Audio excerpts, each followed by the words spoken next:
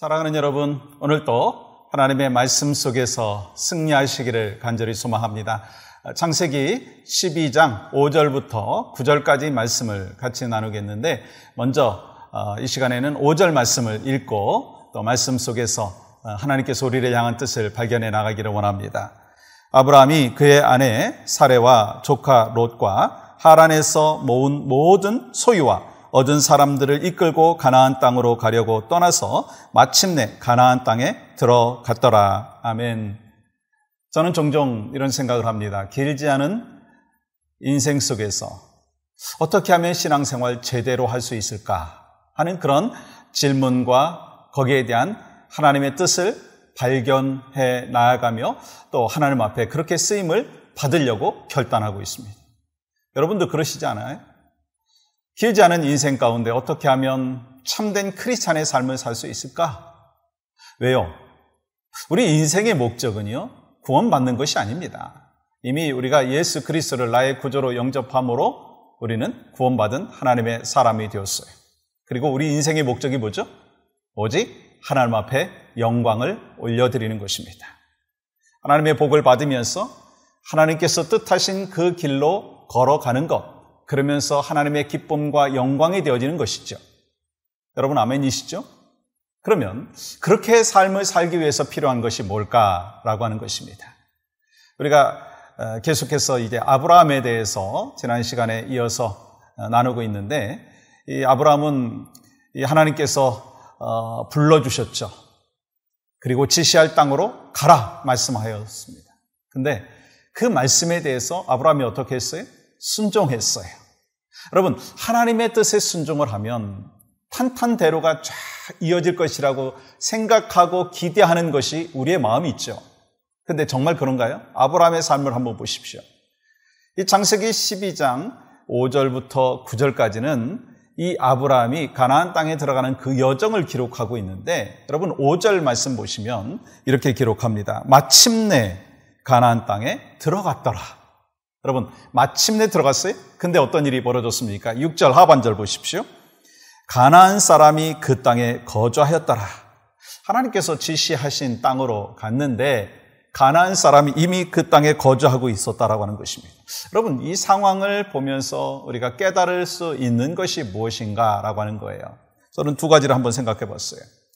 하나님의 복을 받는 그 과정 속에서 저절로 되는 것이 아니라는 거예요. 또 두 번째로는 이 하나님의 복을 받는 가운데 장애물이 있다라고 하는 것입니다.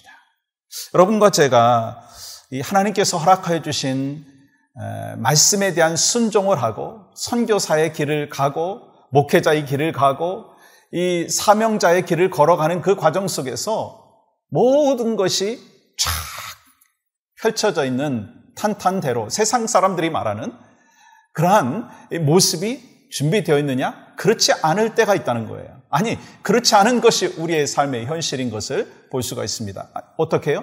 아브라함이 그렇지 않습니까? 하나님께서 말씀하여 주신 그 땅으로 들어가라 라고 했는데 가보니까 아무도 없고 그냥 아브라함과 그 가족들이 쫙 그 안에서 하나님을 예배하고 하나님 안에서 사는 그러한 삶이 딱 준비된 게 아니라 이미 정착해 있는 가나안 사람들이 있어서 그들을 또한 대적해서 그 땅을 차지해야 되는 그 과제가 남아있는 것을 볼 수가 있습니다. 우리의 영적인 삶도 마찬가지입니다. 우리 하나님께서 우리에게 말씀하여 주셨을 때 우리가 순종했죠. 그러면 모든 것이 탄탄대로가 되는 것이 아니라 때로 그 순종하는 그 과정 속에서 하나님의 복을 받는 과정 속에서 장애물이 있다는 거예요. 그것이 멀리 있는 사람이 아니라 가까이 있는 사람일 수도 있고요. 그리고 또한 뜻하지 않은 해프닝이 벌어질 수도 있고 그렇다는 거예요. 왜요? 그 상황을 통해서 하나님이 우리를 향해서 기대하시는 것이 있어요. 아브라함에게도 마찬가지였죠. 지시할 땅으로 가서 그곳에서 더 하나님을 의존하라 말씀하여 주시는 거예요. 우리가 장애물이 없으면 편안하고 릴렉스하면서 여유 있는 삶을 살면서 하나님을 예배할 것 같지만 우리 인간의 죄성은요, 다시 옛 모습으로 돌아가려고 합니다. 나 중심으로 살아가려고 합니다. 그래서 때로 하나님이 고난을 주시고 장애물을 주시는 거예요. 그러면서 어떻게 합니까? 주님 앞에 더 가까이 나아가게 하고 주님을 더 의존하게 하나님께서 허락하여 주신다는 거예요. 여러분, 그러면 그렇게 하나님 앞에 더 나아가고 의존하게 하나님께서 만들어 주시잖아요. 아브라함은 어떻게 했어요? 장애물이 있을 때 어떻게 했어요? 성경은 분명히 우리에게 말씀하고 있습니다. 한 가지 일에 집중했던 것을 보게 됩니다. 7절 보세요. 여호와께 그가 그곳에서 제단을 쌓고, 이어지는 8절 보십시오. 거기서 베델 동쪽 산으로 옮겨 장막을 치니 서쪽은 베델이요 동쪽은 아이라. 그가 그곳에서 여호와께 제단을 쌓고 여호와의 이름을 부르더니. 지금 아브라함이 장애물이 있을 때 하나님 앞에 어떻게 했다고요? 예배했다라고 하는 거예요. 여러분, 예배했다라고 하는 것이 어떤 의미가 있습니까? 하나님, 이 모든 것의 주권은 하나님 앞에 있습니다. 내가 순종하겠습니다. 저를 붙잡아 주시고 이 상황을 하나님께서 붙잡아 주시고 회복시켜 주시고 또한 갈 바를 알게 하여 주시고 내가 어떻게 살아야 될지 하나님 깨닫게 하여 주시옵소서. 그러한 헌신과 결단이 바로 예배 속에서 있었다라고 하는 것입니다. 마찬가지죠. 여러분과 저도 하나님의 복을 받는 과정 속에서 장애물이 있습니다. 사명을 감당하는 과정 속에서 장애물이 있습니다. 그때 뭘 해야 되겠어요?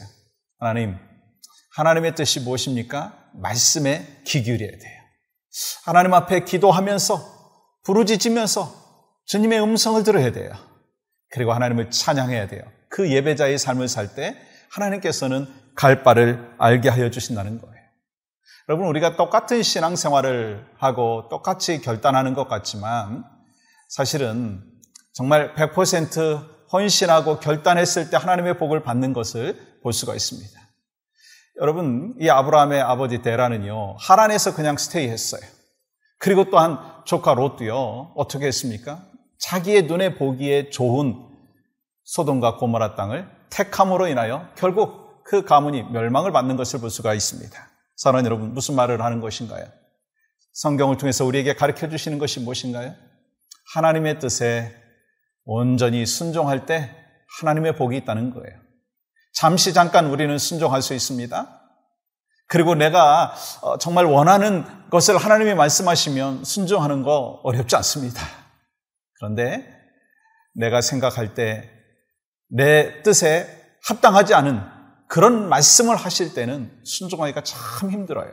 그러나 그 상황 속에서도 하나님을 예배하며 순종했을 때 하나님의 복이 있다라고 하는 그 사실을 기억하기를 간절히 소망합니다. 이를 위해서 필요한 것이 뭘까요? 떠나야 된다는 거예요. 지난 시간에도 같이 말씀을 나눴죠. 뭘 떠나야 되겠어요? 이 세상의 뜻, 자기의 뜻, 옛 고집, 옛 생각, 과거의 습관, 그것을 떠나야 되는 거예요. 그래서 계속해서 하나님께서 나에게 공급해 주시는 그 은혜, 공급해 주시는 그 말씀, 공급해 주시는 그 신실하신 음성을 우리가 귀담아 듣고 거기에 대해서 순종할 때 우리는 결국 하나님의 복을 경험하는 삶을 오늘도 살 수 있고 내일도 살 수 있는 것입니다. 여러분, 장애물이 있다고 해서 넘어지지 마십시오. 포기하지 마십시오. 이 장애물을 통해서 하나님께서 나를 향하여 기대하시는 것이 무엇인가? 그것은 바로 예배입니다. 전적으로 하나님 앞에 맡기는 것입니다. 그때 하나님은 내 힘으로 할 수 없는 것을 가능으로 바꿔주십니다. 해결해 주십니다. 여러분, 그 믿음 갖고 계시죠? 그 믿음 안에서 오늘도 승리하시는 여러분과 저희 삶이 되기를 주님의 이름으로 간절히 축복합니다.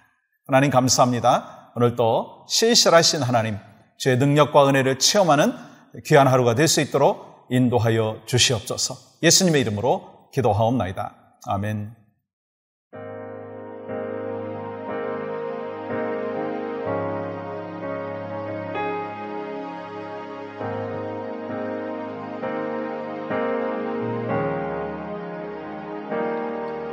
두려워 말라 놀라지 말라 주는 거룩한